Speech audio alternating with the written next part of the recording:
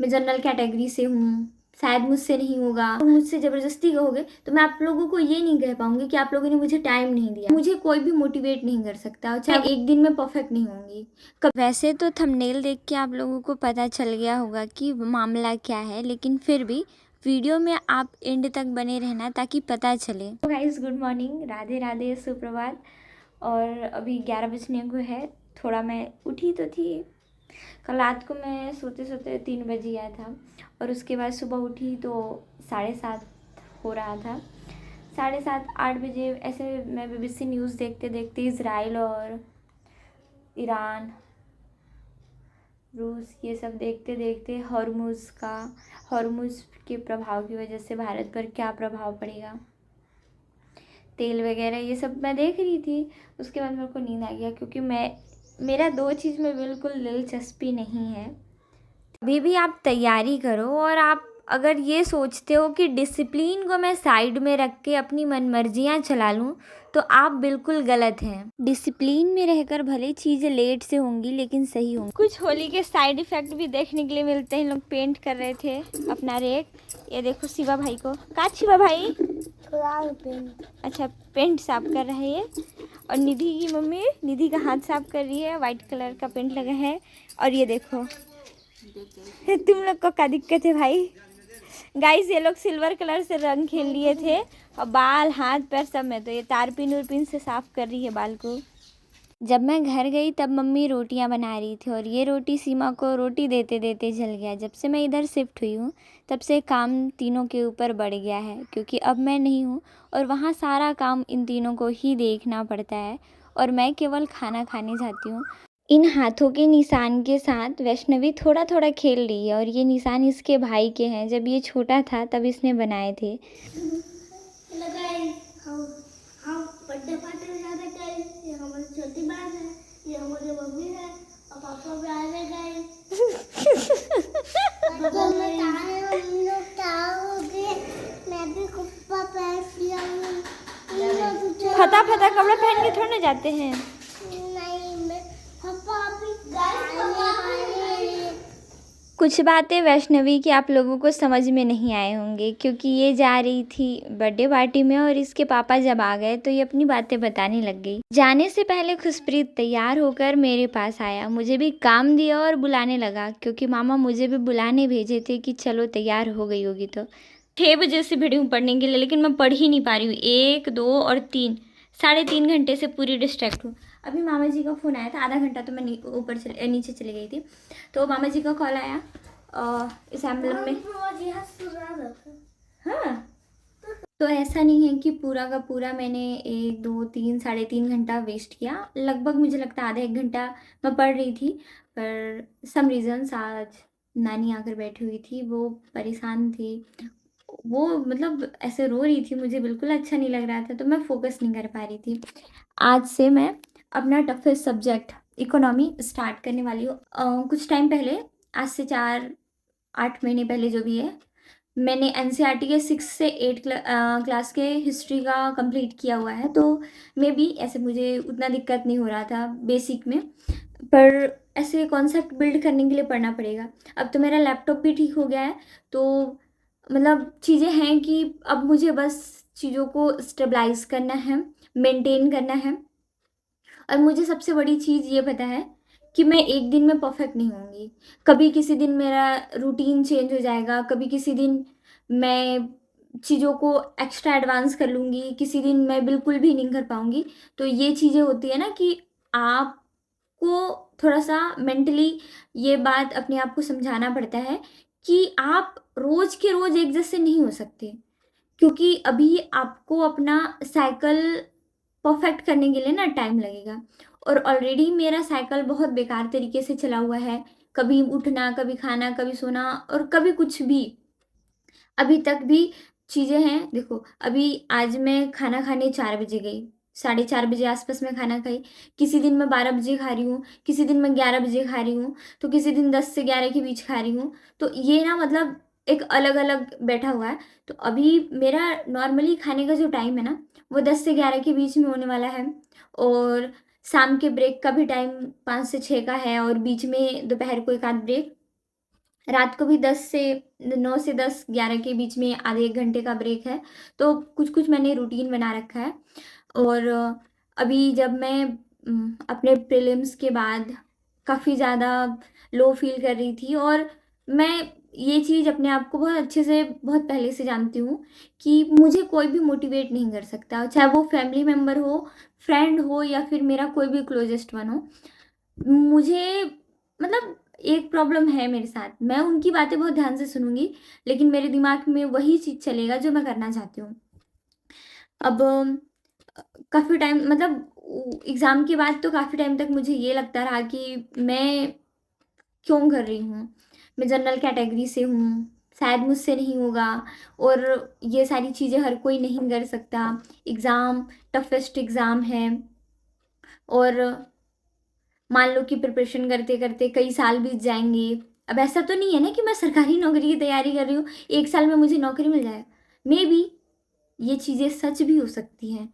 अगर मेरे पास सही स्ट्रैटेजी है, सही प्लानिंग है, सही डिसिप्लिन है, और डिसिप्लिन कंसिस्टेंसी है, तो मैं भी 100% श्योरिटी के साथ ये चीज़ें कही जा सकती है कि अगर कोई इंसान पूरे साल भर कंसिस्टेंसी, डिसिप्लिन और रेगुलर वे में, एक और चीज़ है जो मैं शायद नहीं, हाँ, मतलब शायद रिवीजन, या फिर मैं कुछ एक वर्ड्स भूल रही हूँ। ये तीनों चीज़ किसी भी प्रिपरेशन के लिए बहुत बड़ा बूस्टर फैक्टर होते हैं। तो ये सारी चीज़ें अगर मेंटेन रही तो कर सकता है इंसान। हार मानने के बाद अंदर से डर तो ख़त्म नहीं होता, लेकिन जिज्ञासा भी इतनी बड़ी चीज़ होती है कि हमें पीछे नहीं हटने देती।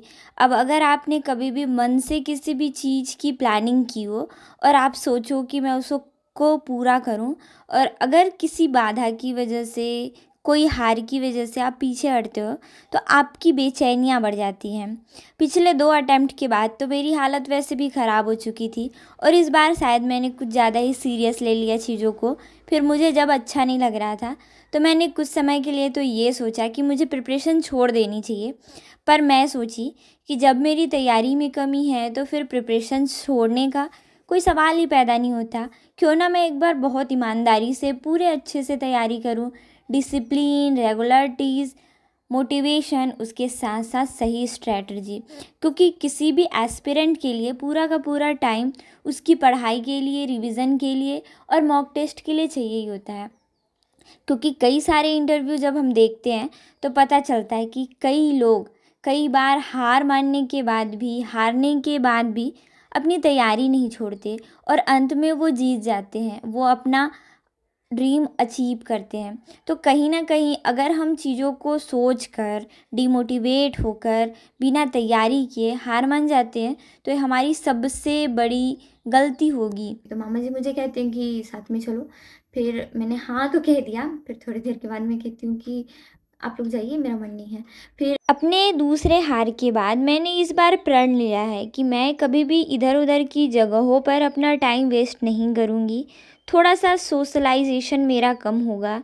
कई सारे त्यौहार मुझे अगर छोड़ने पड़ेंगे तो मैं छोड़ूंगी।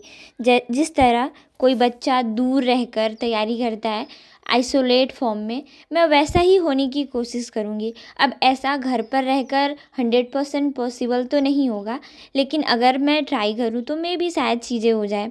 क्योंकि आप चीज़ों को समय के साथ इंजॉय तो कर लेते हैं, लेकिन रिग्रेट भी बहुत होता है। रिग्रेट तब होता है जब आपके हाथ में वो चीज़ें नहीं होती जो आप चाहते हो, और हम अपना दुख भी किसी को नहीं बता सकते। पड़ेगा, सिचुएशनली चीज़ों को सँभालना पड़ेगा। लेकिन अगर मैं अपनी पढ़ाई छोड़ के ये सारी चीज़ें करती हूँ ना, तो वो मेरा गलत वे है। अब भाई कुछ भी कहो, एक लड़की होने के नाते किसी भी लड़की या लड़के का शादी घर वाले करने की सोचते हैं, और अगर मुझे शांति से घर वाले टाइम दे रहे हैं, तो उसको मैनेज करना मेरी ज़िम्मेदारी है। मैं साफ-साफ अपनी तरफ से ये भी तो बोल सकती हूँ कि कल के दिन 4 से 5 साल के बाद, या 3 साल बाद, 2 साल, 1 साल के बाद, जब आप लोग मुझसे ज़बरदस्ती कहोगे, तो मैं आप लोगों को ये नहीं कह पाऊँगी कि आप लोगों ने मुझे टाइम नहीं दिया।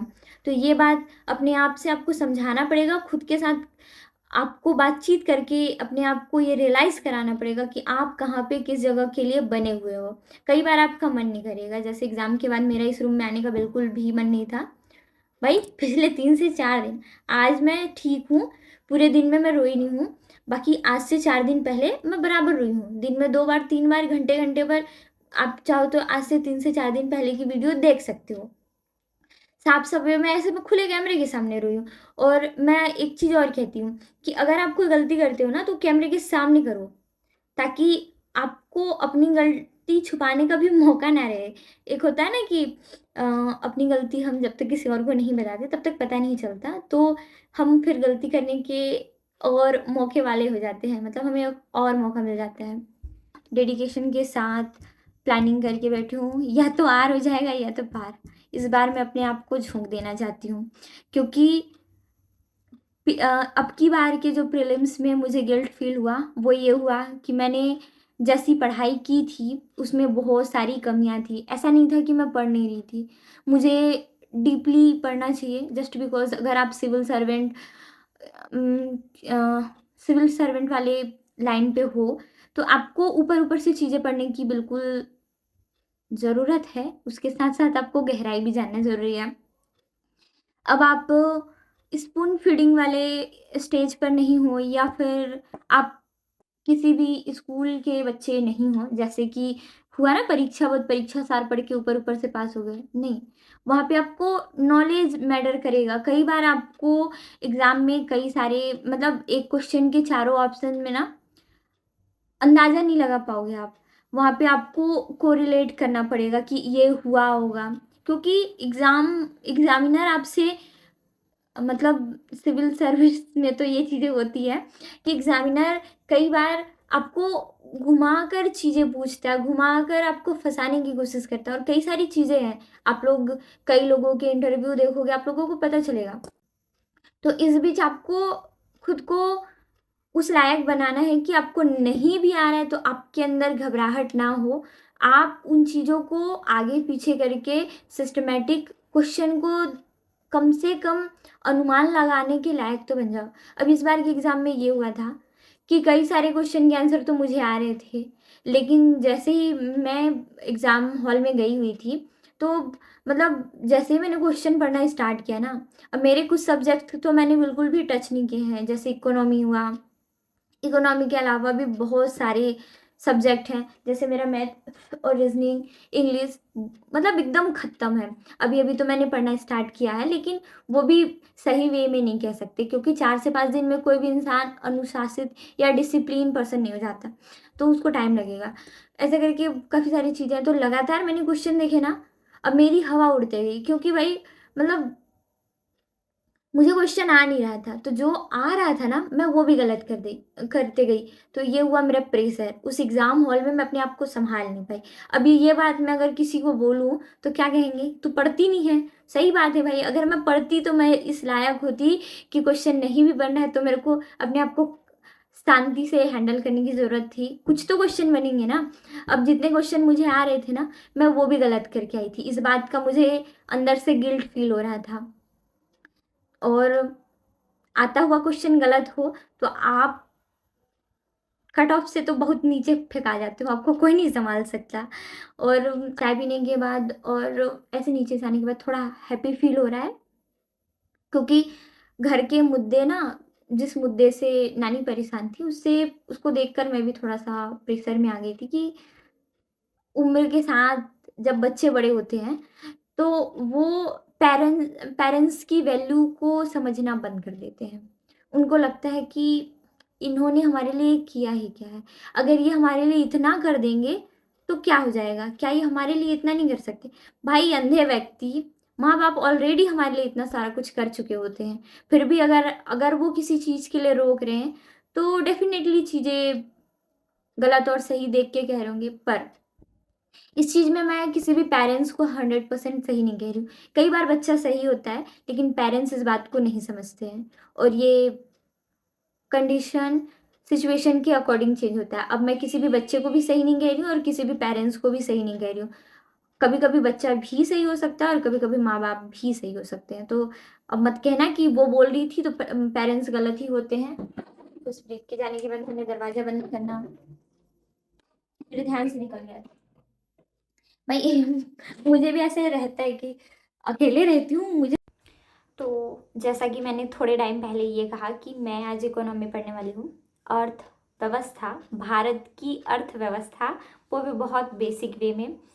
तो अभी लमसम 9:45 हो रहा है और देखते हैं कि मैं बिना नींद आए, ब्रेक लिए, चीज़ों को एक प्रोडक्टिव वे में कितने देर तक कर पाती हूँ। जस्ट बिकॉज पहली पहली बार है अर्थव्यवस्था के साथ मेरा संबंध, क्योंकि इससे पहले ना मैंने एक आध पेज पढ़ रखा होगा, जहाँ तक मुझे याद है।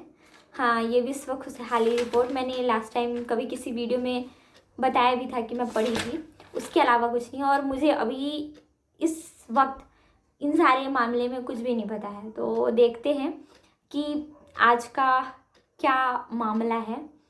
लगभग 2-3 घंटे की पढ़ाई करने के बाद मैं चुपचाप भूख लगने पर किचन में गई, जहाँ सारे लोग सो चुके थे। मैंने चुपके चुपके से बर्तन निकाले और मैंने सोचा कि धीरे से खा के चली जाती हूँ। तो आज का मेरा रूटीन था और मैंने आज जितना पढ़ा था वो ये इस तरीके से है। थोड़ा टाइम के अकॉर्डिंग हैंडल करने की कोशिश कर रही हूँ। आज मैं बाकी दिन की कंपैरिजन में थोड़ा पहले सो रही हूँ। तो मैंने अर्जुना का अब हमर छत्तीसगढ़ वाला पुस्तक रखी और थोड़ी थोड़ी चीज़ों को रिवाइज़ करते हुए सो गई। Bye bye.